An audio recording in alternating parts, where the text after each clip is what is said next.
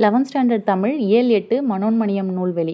மனோன்மணியம் தமிழில் முதல் பாவடிவ நாடக நூல். இது 19ஆம் நூற்றாண்டின் பிற்பகுதியில் இயற்றப்பட்ட நூல்.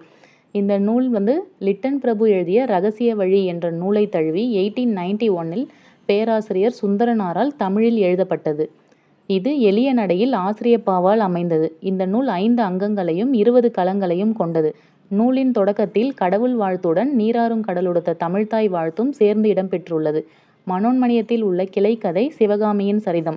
இப்போ ஆசிரியர் குறிப்பு. பேராசிரியர் சுந்தரனார் திருவிதாங்கூரில் உள்ள ஆலப்புழையில் 1855இல் பிறந்தார். திருவனந்தபுரம் அரசு கல்லூரியில் தத்துவ பேராசிரியராக பணியாற்றி உள்ளார்.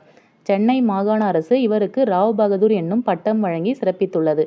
ராவ் பகதூர் பட்டம் யார் வழங்குறாங்க? சென்னை மாகாண அரசு.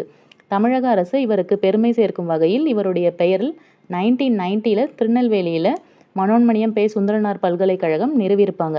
இந்த டாபிக் ரிலேட்டடாக ஒரு ப்ரீவியஸ் இயர் கொஷின். நடிப்பு செவ்வியும் இலக்கிய செவ்வியும் ஒருங்கே அமைய பெற்ற காப்பியம் மனோன்மணியம்.